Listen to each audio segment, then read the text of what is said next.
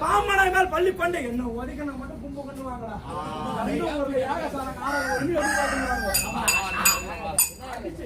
சித்தாண்டி மாயாண்டி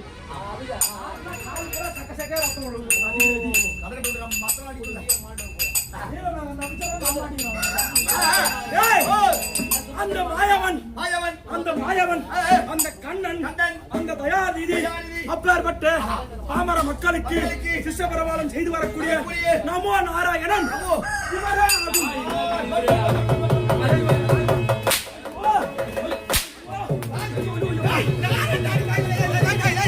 கால ரெண்டு அடிடா உன் கால் ரெண்டு அடிடா ரெண்டே அடி ரெண்டு அடி மேல அடி ரெண்டு உன் கால ரெண்டு அடி ரெண்டு அடி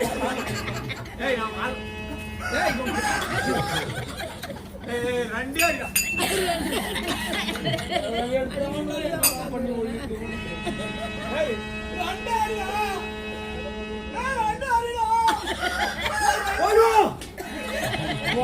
நான் ஊரங்கப்பா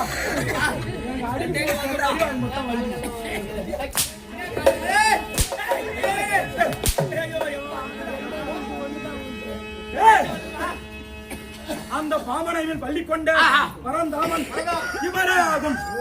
பரந்தாமன் என்று தெரிந்தாலும் அந்த பாமர மக்களுக்கு அருள் அளிக்கக்கூடிய இந்த பரந்தாமன் வைகுந்தத்தை விடுத்து இந்த பூ உலகிலே என் உருவத்தை பார்த்தால் எப்படி தெரிகிறது? அகோர தோற்றம். ஆனால் என் கைக்குறியும் கால் குறியும் தெய்வம்சத்தோடு இருக்கிறது. இந்த உருவம் நான் ஏன் நினைத்தேன், எதற்காக உனக்கு தெரியவரதே. ஒரு திக்கு திசை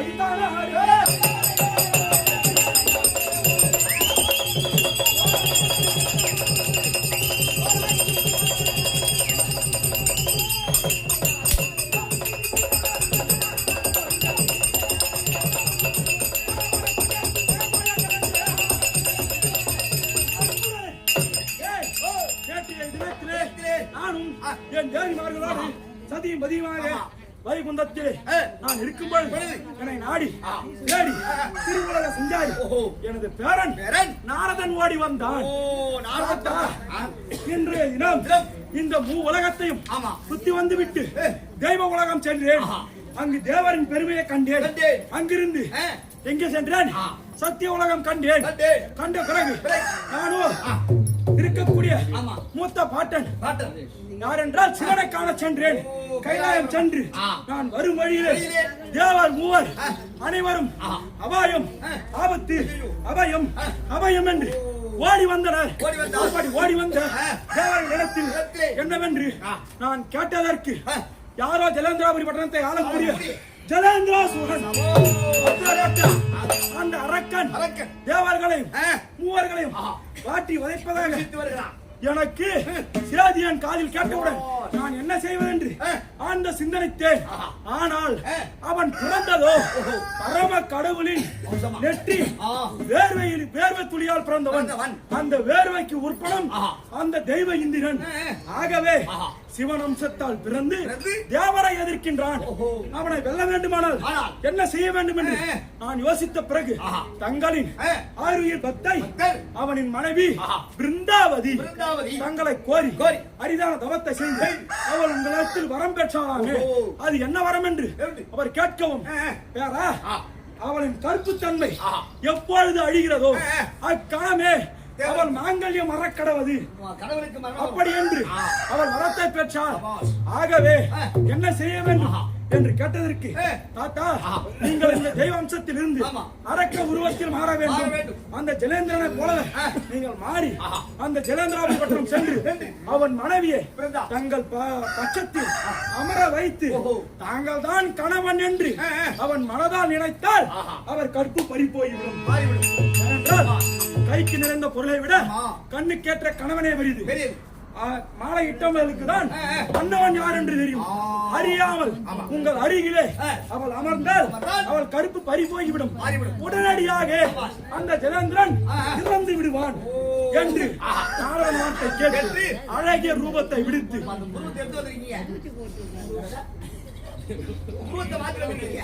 இதுக்கு மேல போட்டுக்கலாம். இது ரெண்டு கீழே வரல போடு. ஏனென்றால் அவன் வார்த்தையை கேட்டு அந்த அழகிய ரூபத்தை விடுத்து இந்த அகோர உருவத்தில் வந்து ஏனென்றால் அவள் காணும் பொழுது தன் கணவனை போன்று அவள் கண்ணில் தோன்ற வேண்டும். ஆகையால் தான் அந்த ஜலேந்திரனை போலவே இந்த மாயவன் மாயா ஜலேந்திரனாக வந்தேன். ஆகவே இன்றைய தினத்திலே ஓட்டோட்டமாக ஜலேந்திராபுரி பட்டணம் போக வேண்டும். அங்கு சென்று பிருந்தாவதியை கண்டு அவள் கற்பை கெடுக்க வேண்டும். வரம் கொடுத்த கடவுளே கண்ணியின் கற்பை திருட போய் போலாமா? ஒரு அரமானி மாலையாரே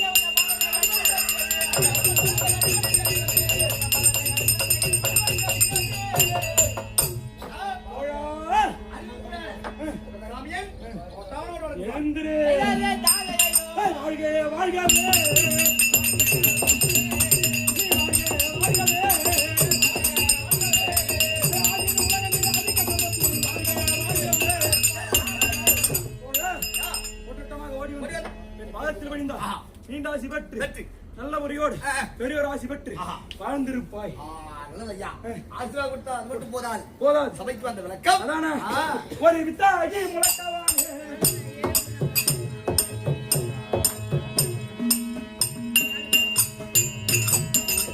வித்தாகி முழக்கவனே வித்தாகி கைத்தவனே இவனையும் வைத்தவனே அடியா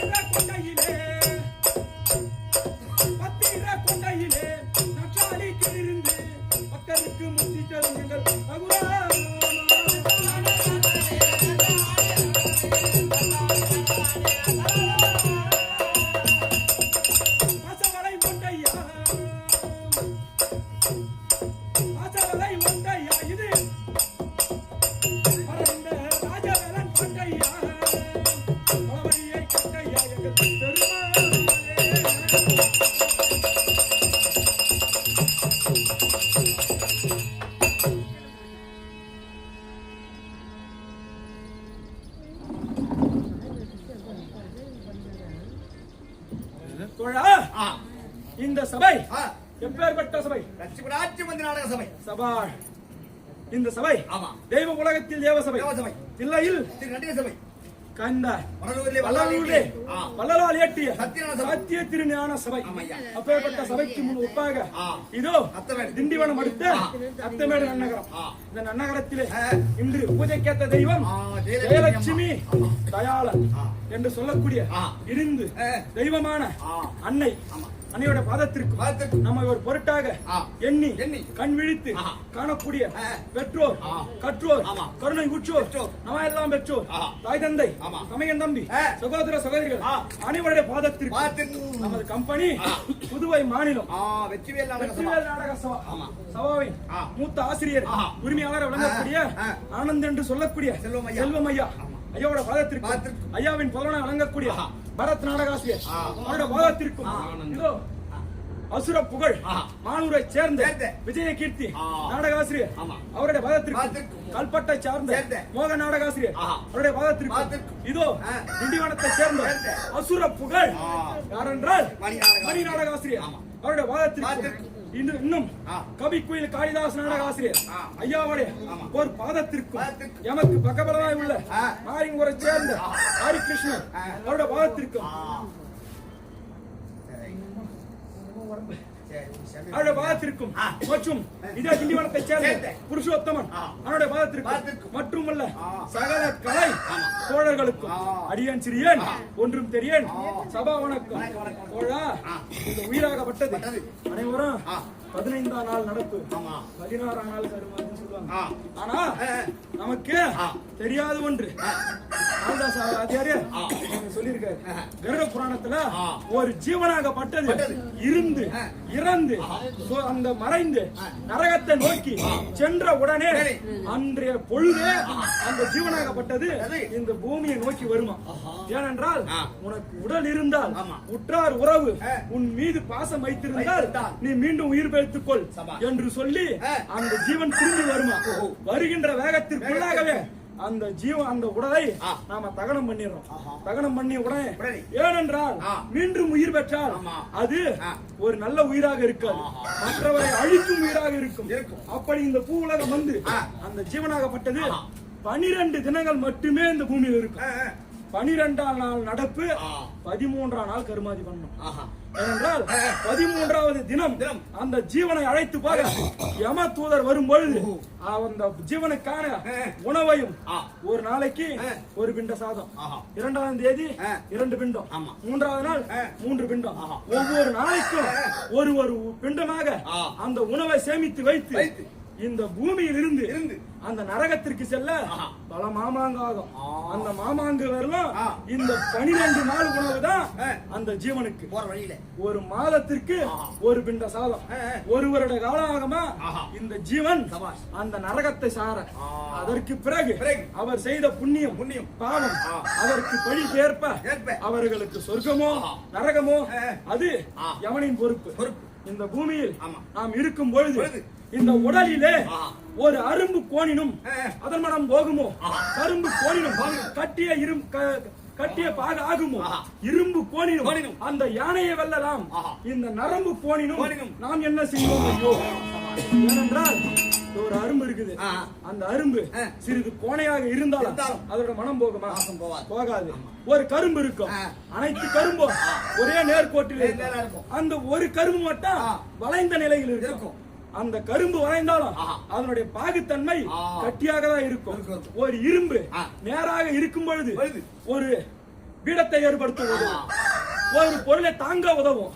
அந்த கரும்பு அந்த இரும்பு வளைந்ததே ஆனால் இந்த உலகிலே பலம் படைத்த யானையே கட்ட உதவும். யானை காலில் பார்த்தனா சிறிய ஒரு இரும்பு தான் வளைந்து அது சங்கிலியா இருக்கும். அந்த இரும்புக்கு அப்பேற்பட்ட பலம், கரும்புக்கு அப்பேற்பட்ட பலம், இந்த அரும்புக்கும் பலம் உண்டு. ஆனால் இந்த உடலிலே 448 நரம்புகளும் சிறிதளவு கோணினால் இந்த உடல்ல இது வந்துட்டா கண்டிப்பா என்ன பண்ணுவா? ஒண்ணும் பண்ண முடியாது. இந்த காலு சிறிது கோணை ஆயிட்டா நம்மளால நடக்க முடியாது. முதுகுல ஒரு சிறிய பிடிப்பு வந்து கூணு விழுந்துட்டா உன்னை ஒழுங்கா கொண்டாடி வாங்க உதவாங்களோ வாய்ப்பு ரொம்ப கை கட்ட பேசுகிறாங்க. என்ன பார்த்து உட்கார்ந்து. ஏன் டேய்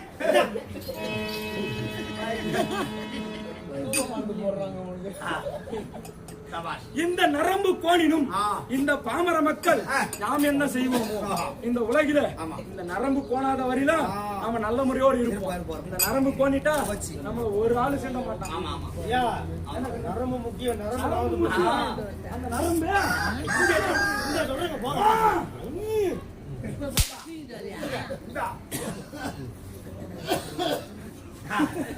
மாத்தி மாத்தி பைத்தியக்கார முரண்டர் பை.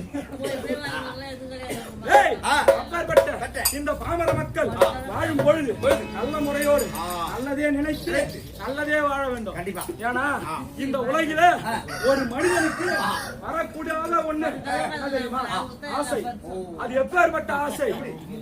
கழிவோர் திங்களாறு காணவன் 3 நாளில் இருதலை புற்று நாகம் இன்று உண்ணம் இரதான் என்று விடுதலை வேடன் கையில் பிற்புற நரம்ப கவி நரியனார் பட்டவாடை நாம் நாளை படவே போறோம். ஏனென்றால் இந்த பூமியில ஒரு மனிதனுக்கு வரக்கூடாத ஆசை பேராசை. பேராசை. அந்த பேராசைக்கு உதாரணம் ஒரு கானகத்துல ஒரு வேடுவன் நீண்ட நாட்களாக ஒரு பச்சியின் மீது குறி வைத்திருந்தான். அன்றைய தினம் அந்த பச்சி கண்ணில் திகைப்படவும் கீழ் இருந்த புற்றை கவனிக்காமல் புற்றின் மேல் காலை வைத்து அந்த பச்சியை அம்பை விடுத்தான். அந்த அம்பு விடக்கூடிய சிறு தொலி மணியிலே அந்த நாகமாகப்பட்டது அந்த வேடுவனை தீண்டியது. வேடுவனை தீண்டிய உடனே வேடுவனின் விஷம் நாகத்திற்கு ஏறியது. நாகத்தின் விஷம் வேடுவனுக்கு ஏறி அக்கணமே இருவரும் ஆண்டு போனார். அந்த வில்லிலிருந்து புறப்பட்ட அம்பாகப்பட்டது அது எங்கு சென்றது? ஏதோ ஒரு பாவம் அறியாத ஒரு கரி என்று சொல்லக்கூடிய ஆணையை கொன்று குவித்தது. குறி மாறி போச்சு. இந்த 3 ஜீவனும் இறந்து கடந்த அதே நேரம் ஒரு கொடிய நரியாகப்பட்டது கொடூர பசியில ஓடி வருது. கரி ஒரு திங்களாறு ஓடி வந்த நரி. கரினா என்ன? யானை. அந்த ஆணையை கண்டவுடன் பேரானந்தம். ஏது 6 மாத காலங்களுக்கு நமக்கு உணவு கிடைத்தது என்று ஆனந்தம் கொண்டு அந்த நரியாகப்பட்டது ஆசைப்பட்டது. அந்த ஆணையை உண்ண செல்லும் பொழுது திரும்பினால் காணவன் 3 நாளில் கானகத்தில் வேட்டையாடக்கூடிய வேடுவனுக்கு காணவன் என்று ஒரு பெயர். அந்த வேடுவனை கண்ட நரியாகப்பட்டது ஏது 3 மாத காலங்களுக்கு ஒரு உணவு உள்ளதென்று அந்த கரியை விடுத்து இந்த காணவனை அடுத்தது. அது ஒரு 6 மாதம், இது ஒரு 3 மாதம், 9 மாதங்களுக்கு நமக்கு உணவு கிடைத்தது. இருதலை புற்றில் நாகம். ஒரு புற்றுக்கு வாயுவாகப்பட்டது அது ஒரு சிரம். அந்த சிரத்திலிருந்து வெளிவந்தது ஒரு நாகம். இருதலை புற்றில் நாகம். அந்த நாகமாகப்பட்டது இறந்து கிடந்தது. ஏது இது ஒரு 3 மாதம், இது ஒரு 6 மாதம்.